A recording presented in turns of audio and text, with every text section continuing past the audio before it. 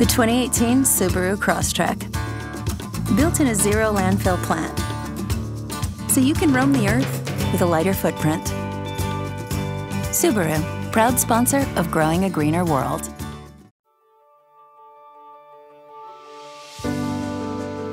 I'm Joe Lample. When I created Growing a Greener World, I had one goal: to tell stories of everyday people, innovators, entrepreneurs, forward-thinking leaders who are all, in ways both big and small, dedicated to organic gardening and farming, lightening our footprint, conserving vital resources, protecting natural habitats, making a tangible difference for us all. They're real, they're passionate, they're all around us. They're the game changers who are literally growing a greener world and inspiring the rest of us to do the same.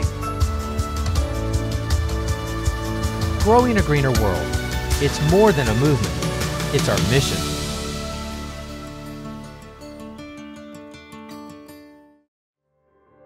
The best gardens have a real sense of place about them. Now sure, you could take Midwestern prairie grasses and grow them in the Deep South, or you could take a palm tree and plant it in Minnesota, or take a desert cactus and make it the focal point of your Cape Cod landscape, at least in the summertime. But the best gardens are the ones that tell you, simply by the plants that fill the space, exactly where you are in the world. And if ever there were a place, one place, that can show you the true beauty of native plants in their natural surroundings, and then inspire you to be conservators of the natural habitat and inform you about all the benefits of native plants, it's here, Mount Cuba Center, located just 40 miles southwest of downtown Philadelphia. With 1,100 acres nearly and a focus on native plants under their care, Mount Cuba Center truly is a place for conservation, education, scientific research, and most of all, inspiration.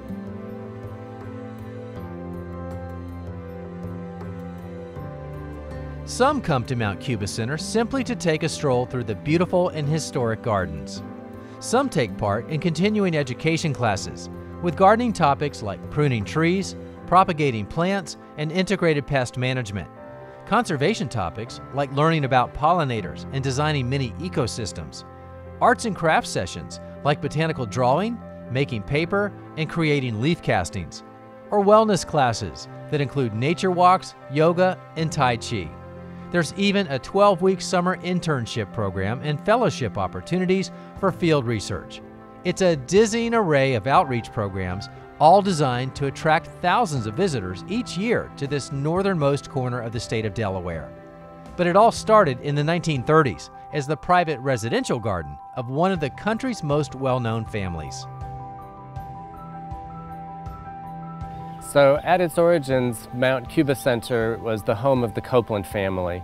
Mr. Lamont DuPont Copeland was a scion of the DuPont family, industrialists, innovators, and among the wealthiest people in America during the early 20th century. And he and his wife Pamela Copeland moved to this area that then was really in the countryside outside of Wilmington to set up their new home and soon thereafter their gardens. They developed formal gardens around the house, and then as they acquired more property, began to expand down the hillside. But along the way, a couple things happened. One is Mrs. Copeland's passion for native plants began to influence the evolution of the gardens more and more.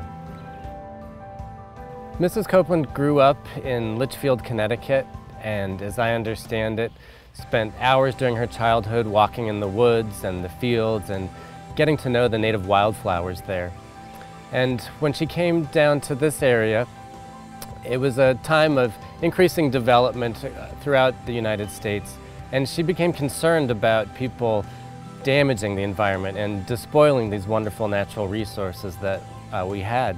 And so she wanted people to connect with nature more closely and to appreciate how special our native flora is. That hope for people to connect with nature more closely led to the second thing that happened. The Copelands decided to share their gardens with the public.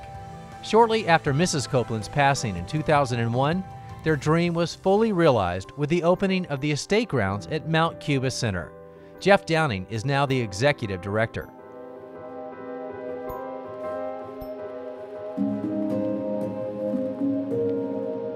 Mrs. Copeland gave us what has become the vision statement of the organization. We called it our founding intention. She said, I want this to be a place where people will learn to appreciate our native plants and to see how these plants can enrich their lives so that they, in turn, will become conservators of our natural habitats. And that's a really important thing because the Copelands didn't just want this to be a pretty place to go. They had a very specific intention that Mount Cuba be a place where we inspire people, the community, to then go home and consider thinking differently about their own landscape practices so that they might garden more in harmony with nature's systems.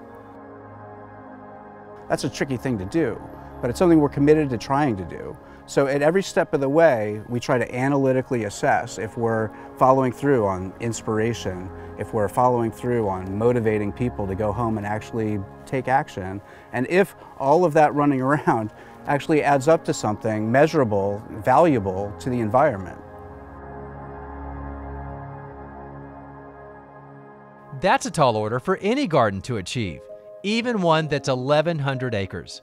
It's up to Director of Horticulture Travis Beck to bring Pamela Copeland's vision to life for a new generation of gardeners.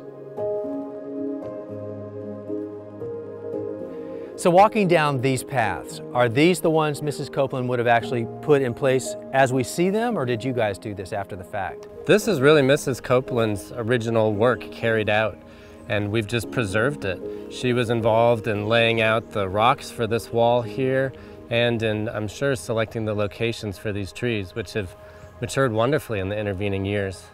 It's really kind of neat to put yourself in her position and imagine that you're her walking down her garden. Absolutely, and I think that's part of the experience we want our visitors to have, is that this is still an intimate place where you get that up-close experience of native plants. Right. Native plants are exactly what the name says, plant life that's naturally indigenous to a specific region over sometimes thousands of years or more. But they're also the plants that are sometimes misunderstood or misinterpreted, and they're the ones that we think are weedy or boring, and they get dug up or ripped out to make room for the plants that we want to see growing there. But gardeners often talk about the right plant for the right place. But with native plants and their natural disease resistance and longevity and hardiness, well, that's Mother Nature's perfect example of what she says is the right plant for the right place. But thankfully, natives are making a comeback with home gardeners and places like Mount Cuba Center, who are recognizing the value of native plants in the home landscape and for growing a greener world.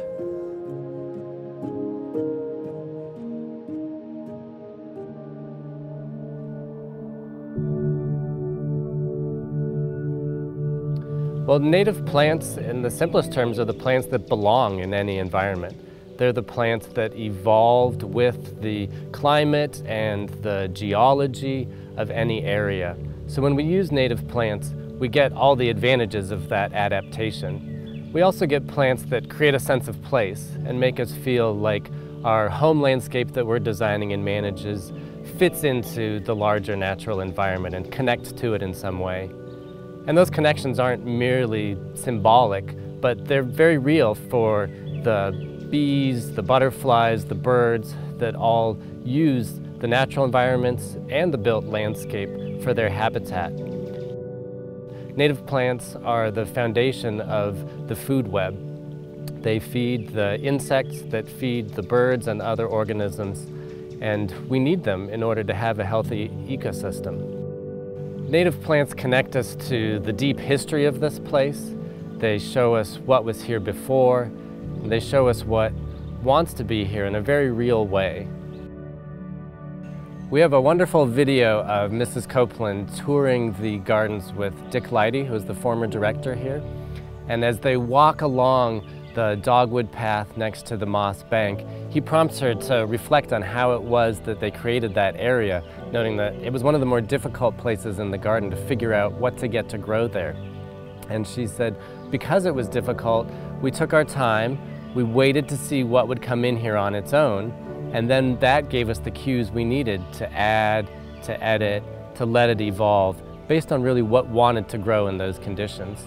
And that's really what Mount Cuba is telling us all that we should be doing in our gardening, to observe how nature operates, to take our time to make decisions, and to cooperate with the natural processes of our environment. Travis, what are the arguments that you most often hear for people that aren't really keen on using native plants in the landscape?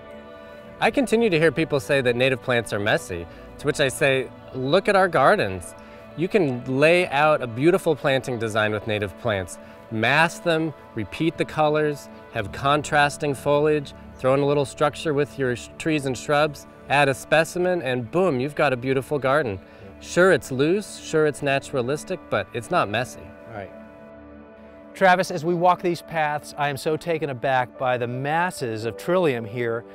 You really don't see that anywhere else. What's up with that? You don't anymore. With the forest being fragmented and the explosion in our deer population, these plants are really hard to find in the wild. Yeah.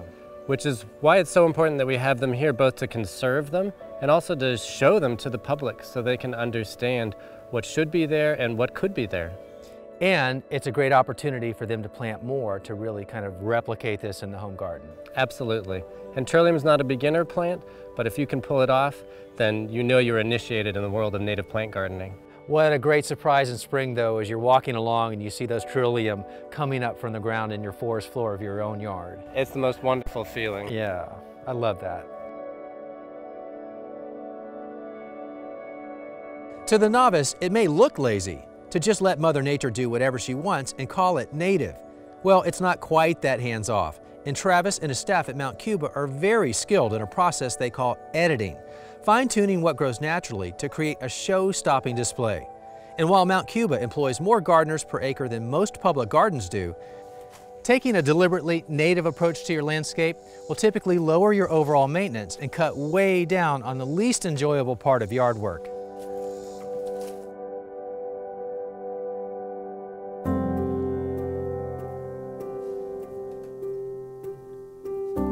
When the leaves fall from the trees, we let them stay on the ground, underneath those trees where they break down. One of my favorite things about working at Mount Cuba is that when you find a stick on the path, you just take it, break it up, and throw it back in the bed. And that stick is going to decompose and contribute to the litter on the forest floor. When a tree dies here, we might not take it all the way down to the ground. We might leave a snag, and that snag becomes home for woodpeckers, for squirrels that play their own role in this garden. And when we do have to take a plant down to the ground, a large tree, we usually don't take out the stump. We leave that stump to decompose in place. And that becomes, again, its own little niche environment for a different set of fungi, insects, and other animals. And by having this diversity of woody debris from the large to the small and the leaves on the forest floor, we're mimicking a natural forest environment. And that's the habitat in which most of our native forest floor plants grow, and they're happier here and healthier for that. Anyone can do what we do here at Mount Cuba. You have to get to know the place that you live and care for, understand the conditions that are there, take your time to try things out, see what succeeds, see what fails, take inspiration from natural habitats that you may visit and from gardens like these. And if you can do all of that and put it together, you too can work with the natural processes of your area and have a successful garden that doesn't care for itself, but that is a lot of fun to care for. As I look into this bed, that's a clear example of how you encourage dense planting to sort of shade out those weeds, right? It absolutely is. In this bed we have a variety of spreading plants like the blue woodland phlox here, and self-sowing plants like the red columbines, and these just fill in the entire space. In fact, just earlier this week we had our gardeners and a group of volunteers in editing out some of the woodland sedum that you see there. Which is a good plant, except when it's out of place, then it's technically a weed, right? That's right. Luckily, the volunteers got to take some pieces home. That's a good one. Now that's a weed I'd be happy to take home. Our gardens at Mount Cuba really show you how you can create a three-dimensional landscape. It's not about turf and trees, it's not about mulch and flowers, it's about having turf and trees and mulch and flowers and shrubs and bees and slugs and everything growing together on top of one another with each other. And in a way, that's the most fun part of gardening. You're not weeding, you're not watering, you're going through and saying, hey, this plant was more successful than I thought.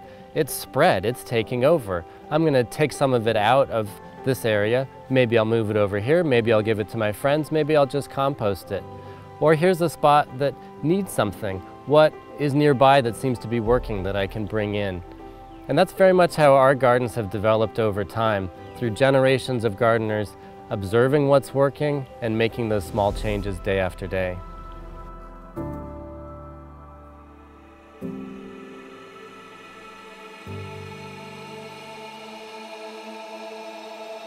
Some of those small changes might include different plant varieties. And yes, even in the world of natives, there can be dozens of varieties of the same plant.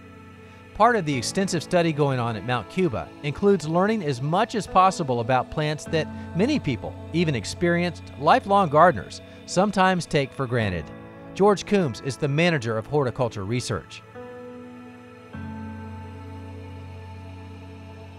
So George, we're standing in your domain. These are the trial gardens here. Tell me about the purpose of this. What are we doing here? Really, I kind of like to tell people that this is like consumer reports for plants, trying to make recommendations for gardeners so that they'll be successful when they plant these things at their house. And of course, these are native plant varieties. You're trialing these over what, a 3-year period? 3 years usually. We're looking to see how they perform over the long term, you know, multiple seasons, multiple kind of weather variations and that sort of thing. Right. So on average, how many plants or varieties or cultivars of a typical plant are you doing? It really just depends on the group. Right now we're standing in our coneflower trial. We've got over 80 different kinds of coneflowers, so that's kind of one of our larger ones. Amsonia, for example, we only have about 20, so it just really depends. Okay. Now you're not the only public garden or university or institution doing plant trials, but you are one of the only ones or the only one looking at certain things on those plants in addition to overall performance. Yeah, being focused on native plants, we're really interested in the ecological value that they provide. And so one of the things that we've been doing over the past few years is monitoring pollinator visits and seeing if there are certain cultivars or certain species that are getting more pollinator activity than others. So that way, if you're looking to build a pollinator garden, you know, we can kind of point you to the right direction. And so from an ecological standpoint, you're also looking for drought tolerance and overall performance, disease resistance, things like that? Yep. How long they bloom, you know, their sturdiness of their habit, all the things that gardeners care about, just kind of tacking on that ecological component. And then how do you get the word out on that? We create these reports that really kind of summarize the top performers for each trial. We also kind of put even more in-depth information onto our website. So gardeners can kind of read about what performs best, get to learn how to, you know, some gardening tips with each plant. And kind of if you want to deep dive into a particular cultivar, you can kind of dial into our website further. Well, George, this is a nice trial, the Amsonia trial, the only one in bloom at the moment. So for visitors, I'm sure they like to see this one. Tell me more about what's going on here. Yeah, we've got about 20 different kinds of Amsonia, and we're really just kind of looking to explore which species do what and kind of evaluate their overall performance. This trial is actually in its 4th year, so we're looking to see which species you know, really kind of do the best here. So you said 4th year, right? I did, which is a little different than what we normally do, but these plants are slower to mature, so we really have to kind of give them the extra time. Okay, so in 4 years, have you found any major ahas on these? Actually, we have. There's a cultivar that's commonly promoted as a great native plant called Amsonia blue ice, which we found is not really a native. We've been growing it kind of next to Amsonia orientalis, which is native to Turkey. And they're basically the same plant. They bloom at the same time, have the same growth habit, get the same disease in the summertime, which nobody else gets. So there's really no reason to think that they're anything different. So even though it has a lot of great value on its own merit, it's nice to also know for those real native plant enthusiasts that it's technically not a native to Correct. this area. Yep. Yeah.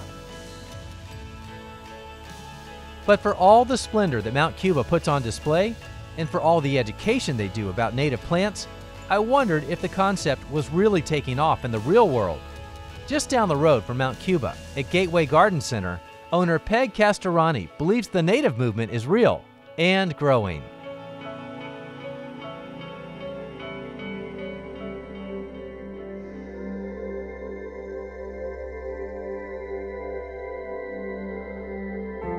You've been here 35 years, right? So you've seen a lot of transition from how it used to be to how it is now and where it's going. Tell me a little bit about the evolution that you've noticed recently as it relates to native plants. Well, people come in with a knowledge of native plants already. So we're in a very horticulturally hot spot here. So we're very fortunate that our customers are very well educated. So being so close to Mount Cuba clearly has a little bit of an advantage for you, because as we just heard, you know, some of your customers are showing up here after being inspired from what they see at Mount Cuba, and you create a great opportunity for them to pick up plants here. So that has to help. But you're telling me that a lot of your customers, or a good percentage of them, are coming in on their own just asking for natives, whether they've been to Mount Cuba or not. That's kind of a turning point, finally. Absolutely. I don't know how it happens, but you know, there's that flip moment where it finally reaches sort of a mainstream culture for gardeners, Yeah. and we're thrilled.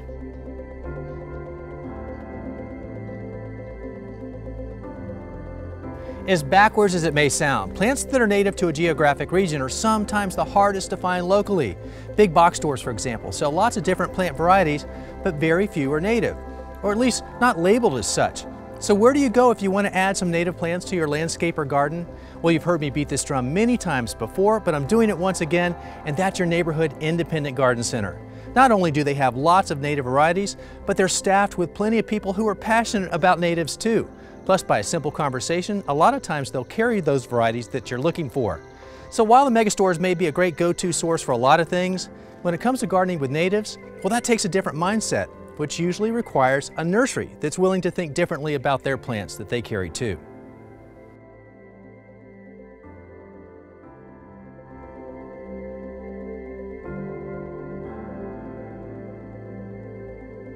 At Mount Cuba, encouraging that different mindset about the plant life around us is ultimately what it's all about. The phrase they use is gardening on a higher level. The Copelands wanted this to be not just a public garden, but a garden that inspires people to go home and think differently about how they take care of their own home landscapes. So gardening on a higher level is all about us trying to inspire people and then motivate them to go home and think about native plants and environmentally beneficial gardening. It's an important thing to figure out whether people are going home and taking the actions that we're hoping to motivate. And so we have to find ways to keep in touch with people after they leave here. We give away something like 10,000 plants a year. We call it or at least I call it, the potato chip marketing approach of, you know, I dare you to plant just one. We want this to be a garden that makes you reflect a little bit on where we stand in nature, what role we can play in the larger environment. And so we think of Mount Cuba's gardens as being the place where inspiration begins. And inspiration is the first part of our mission. Once you're inspired, once you're engaged with this place, then there's so much more you can do. You can take a class here, you can become a volunteer here, you can go out into your own community and get involved in how the landscape is cared for there, or conservation issues that may be coming up. And that's the trajectory that we would ideally like everyone who comes to Mount Cuba to go on. If you're just here and have a beautiful day, that's okay too.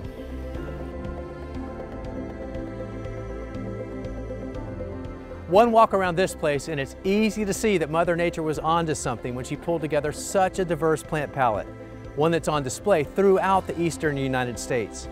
But through the years, with a lot of hard work and dedication, the best of the best have been curated right here at Mount Cuba Center, and where all of these native plants on display can provide ideas and inspiration for your own home landscape.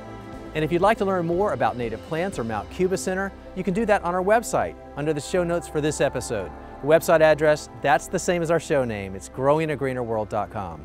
Thanks for joining us, everybody. I'm Joe Lample, and we'll see you back here next time for more Growing a Greener World.